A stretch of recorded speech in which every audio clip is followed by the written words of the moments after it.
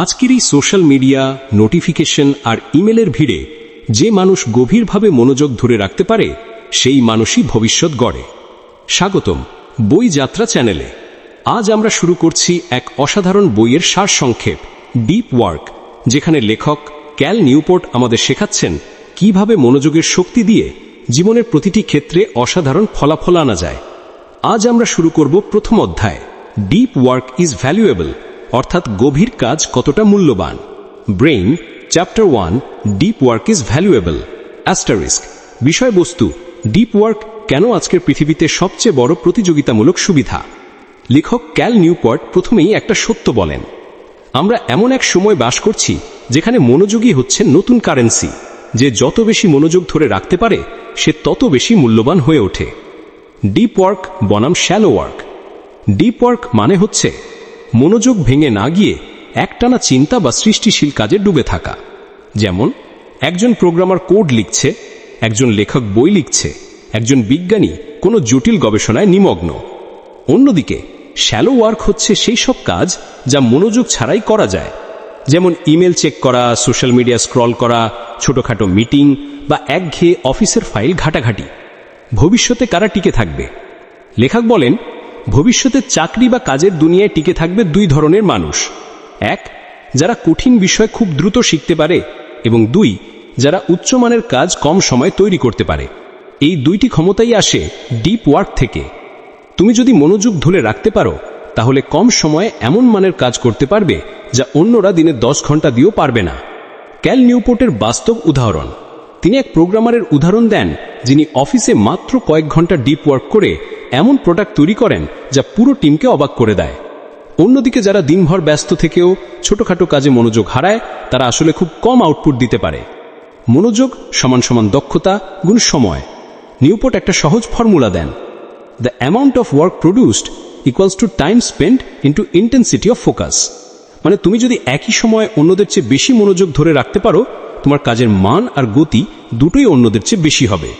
উদাহরণ, বিল গেটসের think week. Bill Gates প্রতি বছর এক সপ্তাহের জন্য একদম নির্জনে চলে যেতেন, যেটাকে তিনি বলতেন থিঙ্ক উইক। সেই সময় তিনি শুধু বই পড়তেন, আইডিয়া নোট করতেন আর ভবিষ্যতের জন্য প্ল্যান করতেন। এই গভীর চিন্তার সময় থেকেই মাইক্রোসফটের অনেক বড় বড় আইডিয়া এসেছে। আজকের সমাজের সমস্যা। আজ আমাদের সবচেয়ে বড় সমস্যা হলো আমরা বিজি কিন্তু প্রোডাক্টিভ না। আমরা সারাদিন কাজ করি কিন্তু মনোযোগ ভেঙে যায় বারবার। একটু পরেই ফোন দেখি, সোশ্যাল মিডিয়া খুলি বা ইমেলে ঢুকে পড়ি, ফলে আমাদের কাজের গভীরতা হারিয়ে যায়। লেখকের মূল বার্তা। এই অধ্যায়ে লেখক বলতে চান, যে ব্যক্তি ডিপ ওয়ার্ক করতে পারে সে শুধু সফল নয় বরং অপরিহার্য হয়ে ওঠে। এটা একটা সুপার পাওয়ার আজকের পৃথিবীতে। জয়েন, if you master deep work you will achieve extraordinary results in less time. THIT, ক্যারিয়ঙ্গের THITM, চ্যাপ্টার 1 থেকে শিক্ষা। 1, মনোযোগী আসল শক্তি। 2, যে যত গভীরভাবে কাজ করবে সে তত দ্রুত উন্নতি করবে। 3, ব্যস্ত থাকা মানে প্রোডাক্টিভ হওয়া নয়। 4, মনোযোগ ধরে রাখাই সাফল্যের চাবিকাঠি। আগামী পর্বে আমরা যাব chapter 2, deep work is rare, যেখানে দেখা হবে কেন আজকের দুনিয়ায় মানুষ ক্রমশই ডিপ ওয়ার্ক করতে ভুলে যাচ্ছে এবং কিভাবে আমরা সেটাকে ফিরিয়ে আনতে পারি। জোয়েন, যে সময় সবাই মনোযোগ হারিয়ে ছুটছে একের পর এক বিভ্রান্তির পিছু, সেই সময় যে মানুষ স্থির থাকতে পারে সাফল্য যেন নিজেই তার দিকে এগিয়ে আসে। Puzzle, chapter 2, deep work is rare, asterisk. বিষয়বস্তু, মনোযোগের যুগ শেষ হয়ে যাচ্ছে, আমরা ব্যস্ত কিন্তু গভীর না। লেখক বলেন, আজকের কর্পোরেট দুনিয়া বা আধুনিক কর্মজীবনে গভীরভাবে কাজ করার সংস্কৃতি প্রায় হারিয়ে গেছে। মানুষ ব্যস্ত কিন্তু সেই ব্যস্ততা কেবল দেখানোর জন্য। Business as a proxy for productivity. লেখক একটি দারুণ টার্ম ব্যবহার করেছেন, business as a proxy for productivity. মানে অনেকে মনে করে যত বেশি ব্যস্ত তত বেশি প্রোডাক্টিভ। তাই সারাদিন ইমেল পাঠানো, মিটিং করা, সোশ্যাল মিডিয়ায় রেসপন্স দেওয়া, এগুলোই এখন কাজের প্রমাণ হয়ে দাঁড়িয়েছে। কিন্তু বাস্তবে এগুলোর মধ্যে গভীর চিন্তা, সৃষ্টিশীলতা বা শেখার কিছুই থাকে না। অফিস কালচারে বিভ্রান্তি। নিউপোর্ট বলেন, অনেক অফিস এমনভাবে ডিজাইন করা হয় যেখানে কর্মীরা সহজেই বিভ্রান্ত হয়। খোলা অফিস, নোটিফিকেশন, হঠাৎ মিটিং, এসব কারণে কেউই টানা 1 ঘন্টা মনোযোগ ধরে রাখতে পারে না। ফলে ডিপ ওয়ার্কের মতো কাজগুলো পিছিয়ে যায়। কিন্তু অদ্ভুতভাবে এই সিস্টেমকেই আমরা নর্মাল বলে মেনে নিয়েছি। সোশ্যাল মিডিয়ার ফাঁদ। লেখক বলেন, সোশ্যাল মিডিয়া হচ্ছে মনোযোগ চোর। এগুলো এমনভাবে ডিজাইন করা হয়েছে যেন তুমি প্রতি কয়েক মিনিট পরপরই ফোন চেক করো। ফলাফল, তুমি কখনোই ডিপ ওয়ার্ক মোডে ঢুকতে পারো না।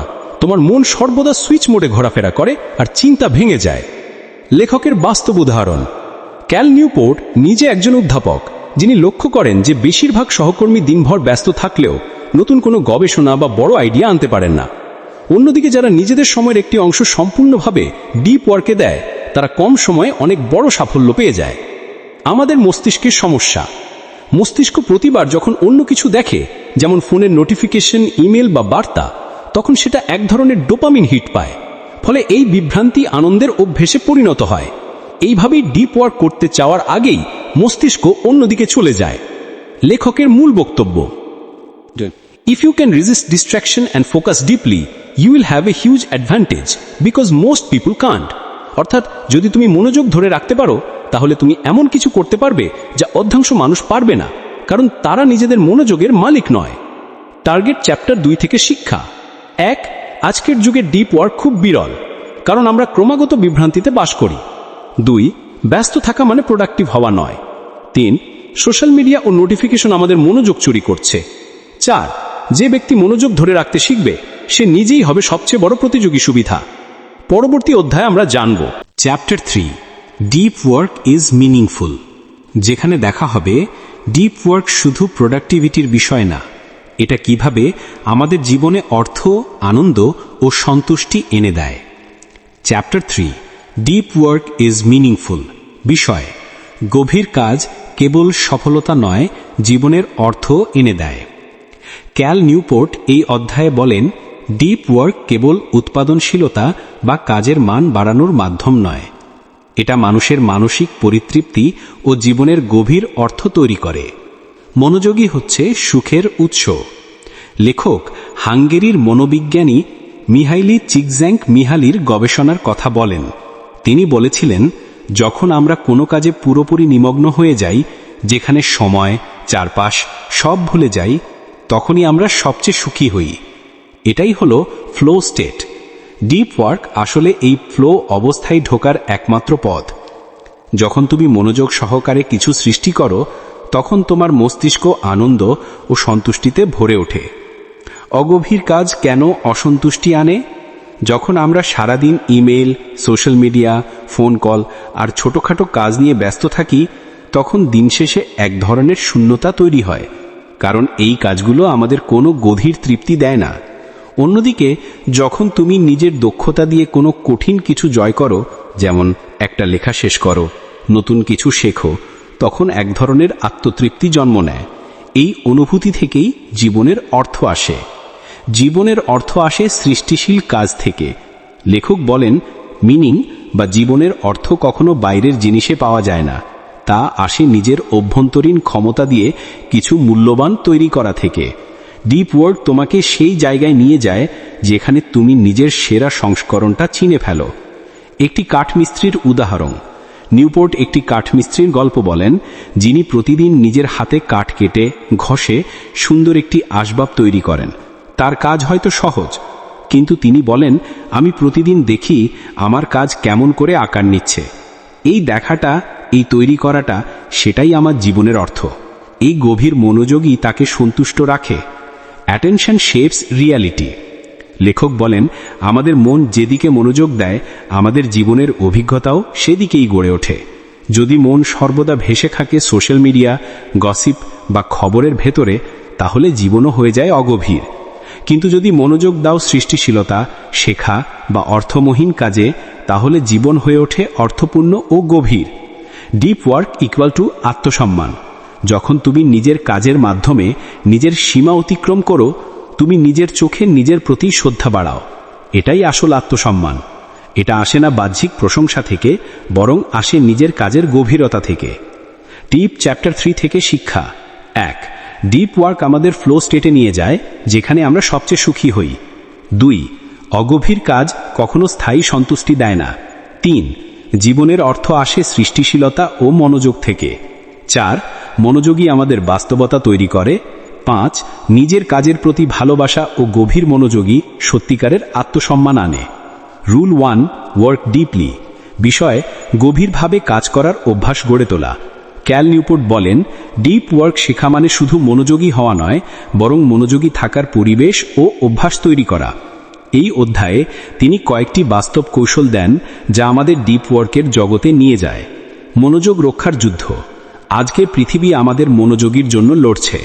নোটিফিকেশন, সোশ্যাল মিডিয়া, মেল, এমনকি মানুষও তোমার ফোকাস চুরি করে নিচ্ছে। তাই ডিপ ওয়ার্ক করতে হলে তোমাকে নিজের মনোযোগকে রক্ষা করার জন্য যুদ্ধ করতে হবে।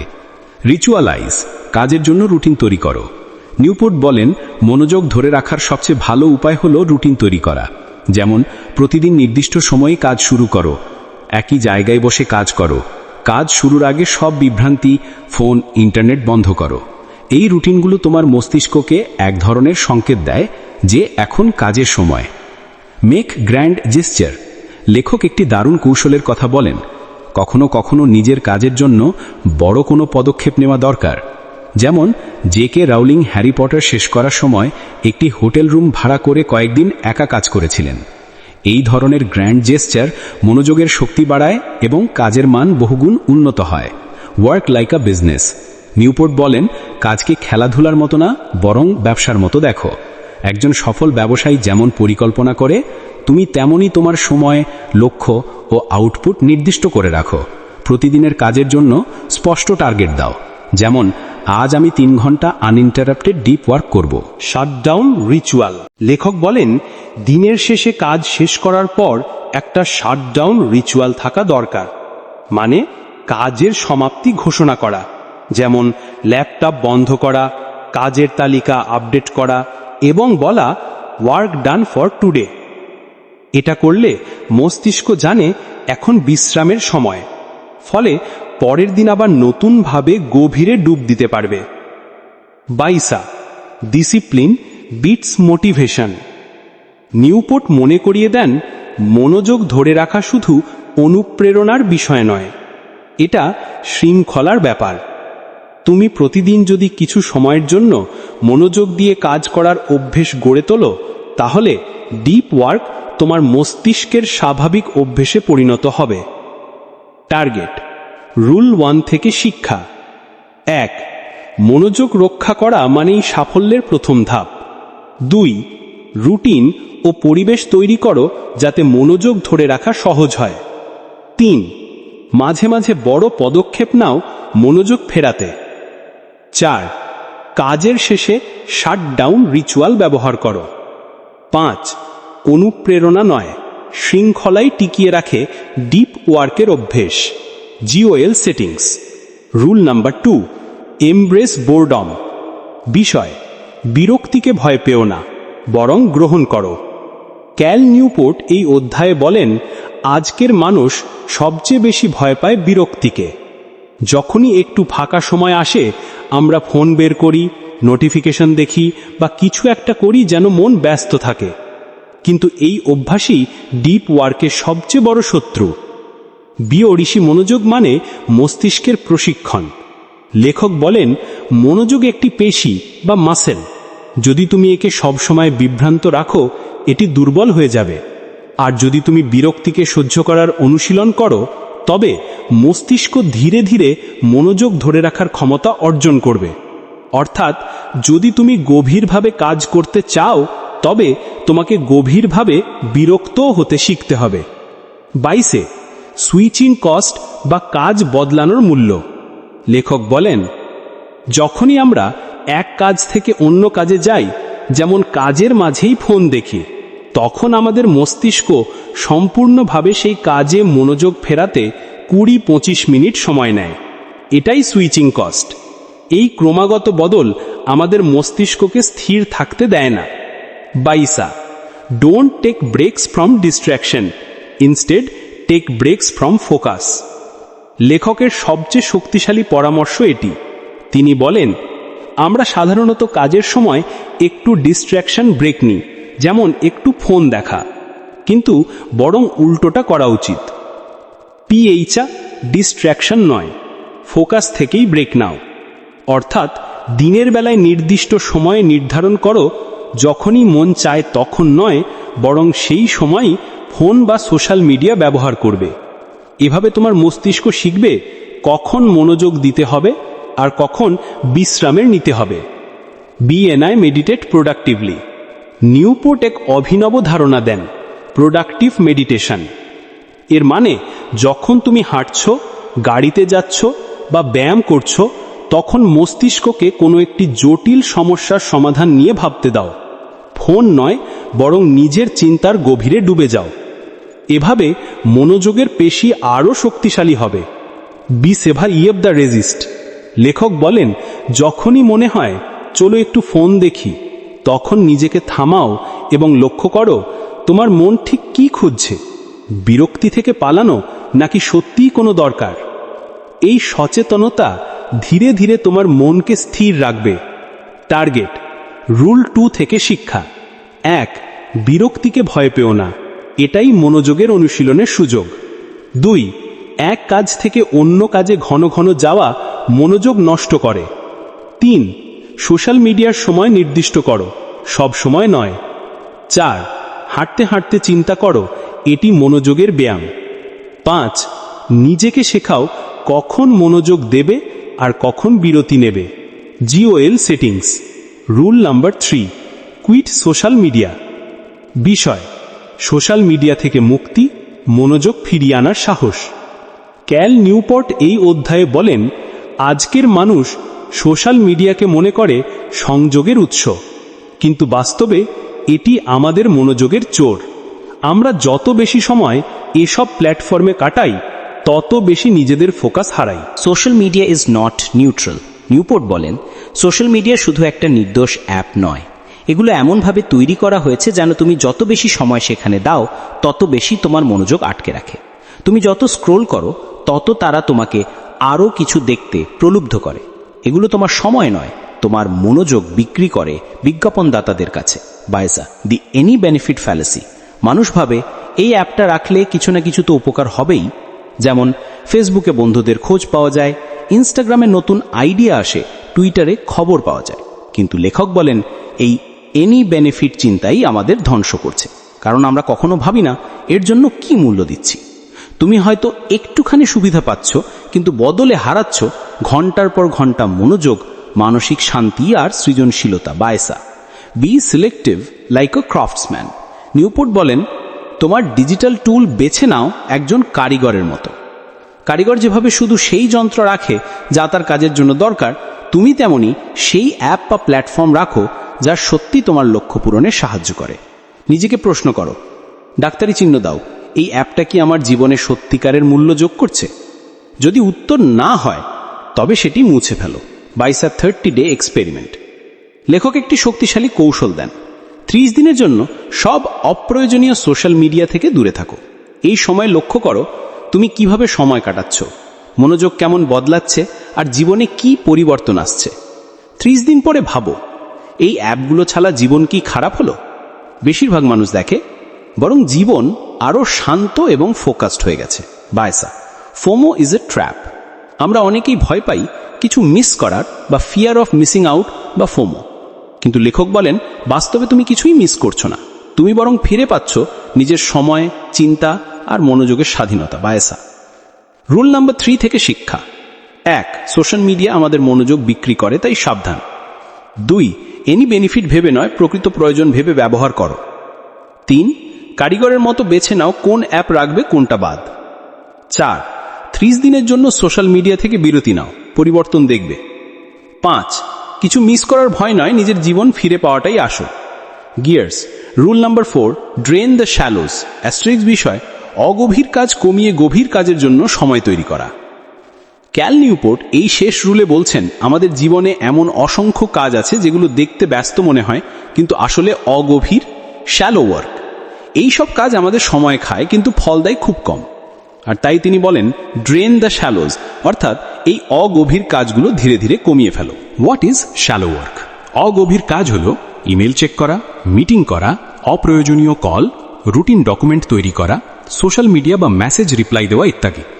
এই কাজগুলো করতে তোমার খুব বেশি মনোযোগ লাগে না, তাই এগুলো গভীর চিন্তা বা সৃজনশীলতা তৈরি করে না। বাইসার, দ্য ডেঞ্জার অফ বিজনেস। আজকের সমাজে আমরা ব্যস্ত থাকাকে এক ধরনের গর্ব মনে করি, কিন্তু নিউপোর্ট বলেন busyness is not a sign of productivity, অর্থাৎ তুমি যত ব্যস্ত তত প্রোডাক্টিভ, এটা ভুল ধারণা। কারণ ব্যস্ততা মানেই নয় তুমি মূল্যবান কিছু তৈরি করছো। বাই স্যার, schedule every minute of your day. নিউপোর্টের পরামর্শ হলো তুমি যেন প্রতিদিনের প্রতিটি মিনিটের জন্য একটি স্পষ্ট পরিকল্পনা করো। তোমার সময় ভাগ করে নাও 3 ভাবে। 1. ডিপ ওয়ার্ক, ফোকাস করে করা গুরুত্বপূর্ণ কাজ। 2. শ্যালো ওয়ার্ক, সাধারণ কম মনোযোগী কাজ। 3. ব্রেক টাইম, বিশ্রাম ও পুনরুজ্জীবনের সময়। তিনি বলেন তুমি সময় নিয়ন্ত্রণ না করলে সময় তোমাকে নিয়ন্ত্রণ করবে। বাই স্যার, quantify the depth of every activity. প্রতিটি কাজের জন্য নিজেকে প্রশ্ন করো, এই কাজটি করতে আমি যদি কয়েক ঘন্টা মনোযোগ না দিই তাহলে এর প্রভাব কেমন হবে? যদি উত্তর হয় কিছু যায় আসে না, তাহলে বুঝে নাও এটি শ্যালো ওয়ার্ক। এগুলো কমাও, কারণ এগুলো তোমাকে ডিপ ওয়ার্ক থেকে দূরে রাখছে। বাই স্যার, set clear boundaries. Deep work করার জন্য সীমা তৈরি করো। দিনের নির্দিষ্ট সময় ডিপ ওয়ার্কের জন্য নির্ধারণ করো। রাতের পর ইমেল বা মেসেজ চেক করো না। সপ্তাহে নির্দিষ্ট সময় নো মিটিং জোন বানাও। এই সীমাগুলো তোমার মনকে শৃঙ্খলিত রাখবে এবং মনোযোগ বাড়াবে। বাই স্যার, say no more often. Newport বলেন তুমি যত বেশি না বলতে শেখো তত বেশি সময় তুমি নিজের জন্য বাঁচাও।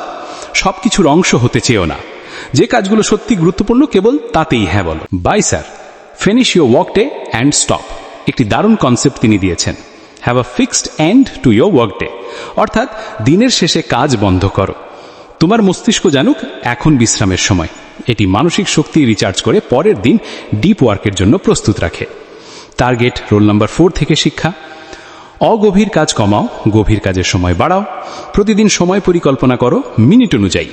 প্রতিটি কাজের গুরুত্ব যাচাই করো, সীমা নির্ধারণ করো, কখন কাজ কখন বিশ্রাম।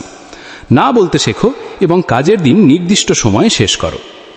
ডিপ ওয়ার্ক বইটি আমাদের শেখায় আজকের মনোযোগ ভাঙা দুনিয়ায় যে ব্যক্তি গভীরভাবে চিন্তা করতে পারবে সেই হবে সবচেয়ে মূল্যবান, সৃজনশীল ও সফল। ডিপ ওয়ার্ক মানে শুধু কঠোর পরিশ্রম নয়, এটি একটি জীবন দর্শন যেখানে তুমি তোমার মস্তিষ্কের সর্বোচ্চ সম্ভাবনাকে কাজে লাগাও। যদি আজকের এই ভিডিওটি ভালো লেগে থাকে তাহলে একটা লাইক দিও, কমেন্টে জানাও কেমন লাগলো, আর অবশ্যই বইযাত্রা চ্যানেলটিকে সাবস্ক্রাইব করে বেল আইকনটা অন করে রাখো, কারণ এখানেই আমরা নিয়ে আসি বইয়ের ভেতরে সবচেয়ে মূল্যবান শিক্ষা, সহজ ভাষায় তোমার জীবনের পথে নতুন অনুপ্রেরণা হয়।